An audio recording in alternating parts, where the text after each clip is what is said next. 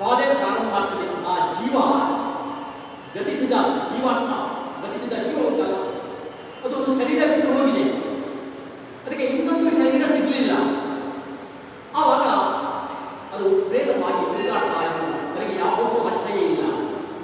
ಪ್ರೇತ ಅಂತ ಹೇಳಿದರೆ ಶಬ್ದವನ್ನು ನಾವು ಕೇಳ್ತೇವೆ, ಎಲ್ಲ ನಾವು ನಮಗೆ ಒಂದು ಅನುಭವಕ್ಕೆ ಸುಮ್ಮನೆ ಆ ಬಿಳಿ ಬಿಳಿ ಫಿಲ್ಮದಲ್ಲಿ ತೋರಿಸ್ತಾರೆ, ಅದು ಪ್ರೇತ. ಪ್ರೇತ ಅಂದರೆ ಹೆದರುವ ಶಬ್ದವೇ ಅಲ್ಲ. ಯಾಕಂದ್ರೆ ಹಿತ ಅಂದ್ರೆ ಹೋಗುವುದು ಅಂತ, ಏತಿ ಹಿತ ಅಂದ್ರೆ ಹೋಗುವುದು ಅಂತ. ಹೋಗುವುದು ಯಾವುದಕ್ಕೋಸ್ಕರ? ಇನ್ನೊಮ್ಮೆ ಬರುವುದಕ್ಕೋಸ್ಕರ. ಇವತ್ತು ನಾವು ಮನೆಗೆ ಹೋಗ್ತೇವೆ, ನಾಳೆ ಪುನಃ ಬರ್ತೇವೆ. ಹೋಗುವುದು ಯಾವಾಗಲೂ ಇನ್ನೊಮ್ಮೆ ಬರುವುದಕ್ಕೋಸ್ಕರ, ಅದು ಏತಿ. ಆದರೆ ಪ್ರೇತಿ ಅಂತಂದ್ರೆ ಪ್ರೇತ ಅಂದ್ರೆ ಹೋಗ್ತಾರೆ ಮತ್ತೆ ಈ ಶರೀರಕ್ಕೆ ಬರುವುದಿಲ್ಲ ಅಂತ.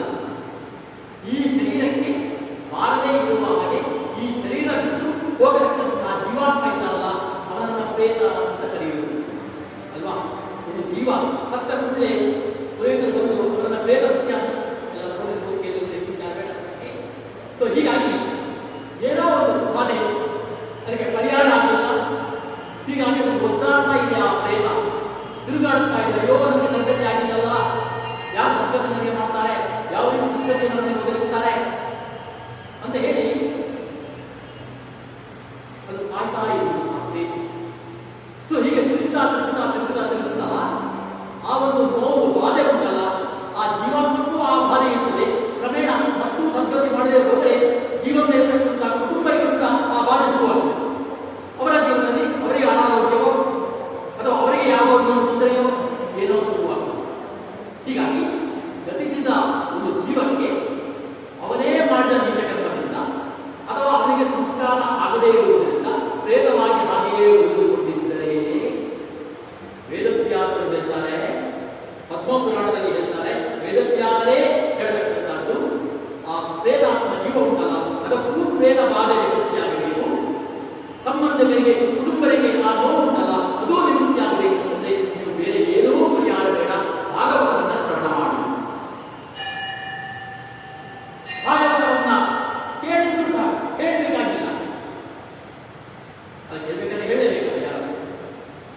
ಅದು ಭಾಗವತ ಎಲ್ಲಿ ಪ್ರವಚನ ನಡೀತಾ ಉಂಟು ಅಲ್ಲಿ ಹೋಗಿ ಕುಳಿತುಕೊಳ್ಳಿ. ಯಾವ ರೀತಿಯ ಪ್ರೇತವಾದಿಯೂ ಬರುವುದಿಲ್ಲ.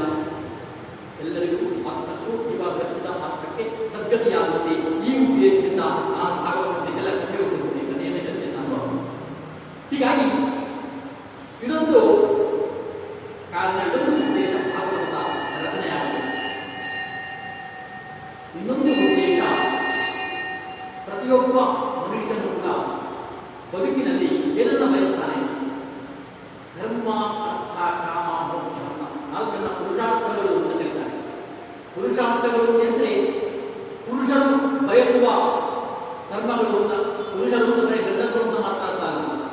ಪುರುಷ ಅಂದ್ರೆ ಪುರಿ ಹೇಗೆ ಈ ಪುರುಷ ಗರ್ಭದಲ್ಲಿ ಇದ್ದುಕೊಂಡು ಯಾರು ಹೊರತಾರೋ ಎಲ್ಲರೂ ಪುರುಷರೇ ಆ ಅರ್ಥದಲ್ಲಿ. ಹಾಗಿರುವಾಗ ಇಡೀ ಮಾನವ ವರ್ಗ ಅಂತ ಮನುಷ್ಯರು ಅಂತ ಇಡೀ ಮಾನವ ವರ್ಗ ಮನುಷ್ಯರು ಜೀವನದಲ್ಲಿ ತಮ್ಮ ಬದುಕನ್ನು ಸಾರ್ಥಕವಾಗಿ ಕಳೆಯಬೇಕಾದರೆ ಏನಿರಬೇಕು? ಧರ್ಮ ಮಾರ್ಗದಲ್ಲಿ ನಾವು ನಡೆಯಬೇಕು. ಎರಡು, ಹಣ ಸಂಪಾದನೆ ಬೇಕೇ ಬೇಕು. ಹಣ ಸಂಪಾದನೆಯಲ್ಲಿ ಒಂದು ಜೀವನ ನಡೆಯುವುದಿಲ್ಲ. ಧರ್ಮದ ಪ್ರಕಾರ ಹಣವನ್ನು ಸಂಪಾದನೆ ಮಾಡಿ. ಆಯ್ತಾ? ಆಮೇಲೆ ಸುಖ, ಅಯ್ಯೋ ಬರೇ ಧರ್ಮದ ಮಟ್ಟ ನಾವು ಸುಖ ಯಾವಾಗ ಅನುಭವಿಸುವುದು? ಸುಖವನ್ನೂ ಸಾಕಷ್ಟು ಅನುಭವಿಸಿ. ಅಂದರೆ ಧರ್ಮದ ಪ್ರಕಾರ ಸಂಪಾದನೆ ಮಾಡಿ ಏನು ಗಳಿಸಿದ್ದೀರೋ ಅದರಿಂದ ಸುಖವನ್ನು ಅನುಭವಿಸಿ. ಕೊನೆಗೆ ಮೋಕ್ಷ, ಅದು ಜೀವನ ಇರುವಾಗಲ್ಲ ಮರಣಾಂತರ ಸಿಗತಕ್ಕಂಥ ಮೋಕ್ಷ. ಇದು ನಾಲ್ಕನ್ನ ಎಲ್ಲರೂ ಬಯಸ್ತಾರೆ.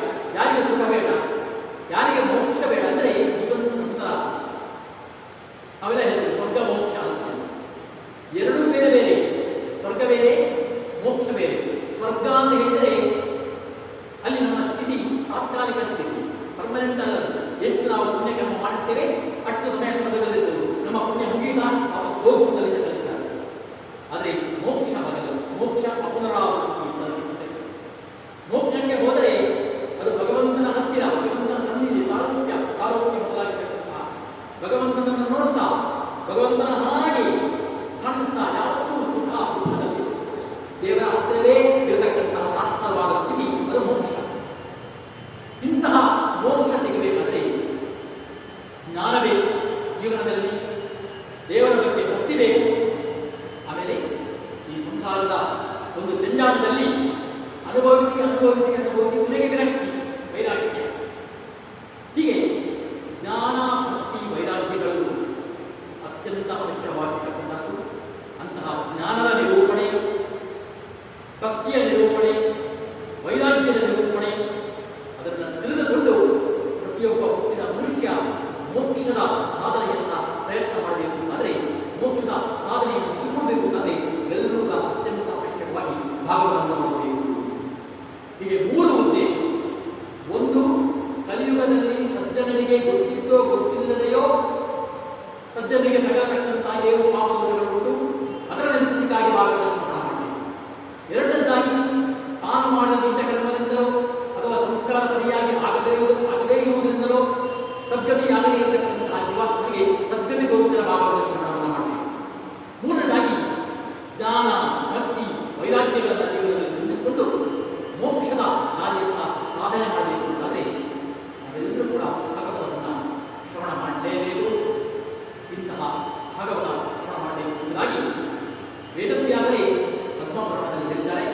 ಅದನ್ನು ಮೂರು ಕಥೆಗಳ ಮೂಲಕ ಸಜ್ಜನನಿಗೆ ಕಂಡತಕ್ಕಂತಹ ಪಾಪದ ಮೂಲಕ ಏನು ಅವನಿಗೆ ಪಾಪದಲ್ಲಿದೆ ಅದನ್ನು ಭಾಗವತ ಶ್ರವಣದಿಂದ ಹೇಗೆ ಪರಿಹಾರ ಮಾಡಿಕೊಂಡ ಅದಕ್ಕೊಂದು ಕಥೆ ಇದೆ. ಜೀವಾತ್ಮ ಸದ್ಗತಿಯಾಗದೆ ದುಃಖ ಪಡ್ತಾ ಇರುವಾಗ, ಕಷ್ಟಪಡ್ತಾ ಇರುವಾಗ ಯಾವ ಥರ ಭಾಗವತ ಶ್ರವಣದಿಂದ ಅದರ ಪ್ರೇತತ್ವ ನಿವೃತ್ತಿಯಾಗಿ ಅದಕ್ಕೂ ಒಂದು ಕಥೆ ಇದೆ. ಜ್ಞಾನ, ಭಕ್ತಿ, ವೈರಾಗ್ಯಗಳ ಬಗ್ಗೆಯೂ ಒಂದೊಂದು ಕಥೆ ಇದೆ. ಈ ಮೂರು ಕಥೆಗಳನ್ನು ಕೂಡ ಒಂದೊಂದು ಪ್ರವಚನದಲ್ಲಿ ಒಂದೊಂದು ಕಥೆಗಳಂತೆ ಮೂರು ಕಥೆಗಳನ್ನು ನಾನು ಹೇಳ್ತೇನೆ.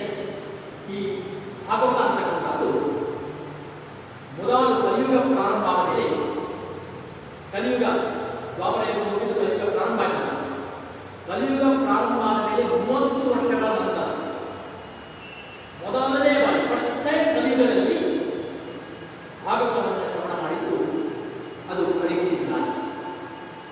ಉತ್ತರೆ ಅಭಿಮನ್ಯುವಿನ ಮಗ ಪರೀಕ್ಷಿತ್ ರಾಜ ಶುಕಾಚಾರ್ಯರಿಂದ ಮೊದಲನೆಯ ಬಾರಿ ಭಾಗವತ ಶ್ರವಣ ಮಾಡಿದ್ದು ಕಲಿಯುಗ ಪ್ರಾರಂಭ ಆಗಿ 30 ವರ್ಷಗಳ ನಂತರ.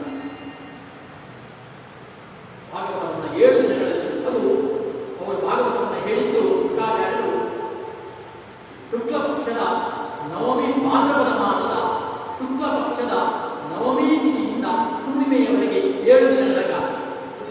ಭಾದ್ರಪದ ಮಾಸ ಅಂದರೆ ಗಣೇಶ ಚೌತಿ ಬರ್ತದಲ್ಲ, ಗಣೇಶ ಚತುರ್ಥಿ ಬರ್ತದಲ್ಲ, ಆ ಪಕ್ಷ ಭಾದ್ರಪದ ಮಾಸ, ಅದರ ಶುಕ್ಲ ಪಕ್ಷ, ಅದರ ನವಮಿ ಇಂದ ಆರಂಭಿಸಿ ಹುಣ್ಣಿಮೆಯವರೆಗೆ, ನವಮಿ, ದಶಮಿ, ಏಕಾದಶಿ, ದ್ವಾದಶಿ, ತ್ರಯೋದಶಿ, ಚತುರ್ದಶಿ, ಹುಣ್ಣಿಮೆಯಿಂದ 7 ದಿನಗಳು. 7 ದಿನಗಳವರೆಗೆ ಶುಕಾಚಾರ್ಯರು ಪರೀಕ್ಷಿತ್ ರಾಜನಿಗೆ ಭಾಗವತವನ್ನು ಹೇಳಿದರು. ಭಾಗವತವನ್ನು ಕೇಳಿದ. ಭಾದ್ರಪದ ಮಾಸಕ್ಕೆ ಪ್ರೋಷ್ಠಪದ ಮಾಸ ಅಂತ ಹೇಳಿ, ಭಾದ್ರಪದ ಮಾಸಕ್ಕೆ ಪ್ರೋಷ್ಠಪದ ಮಾಸ.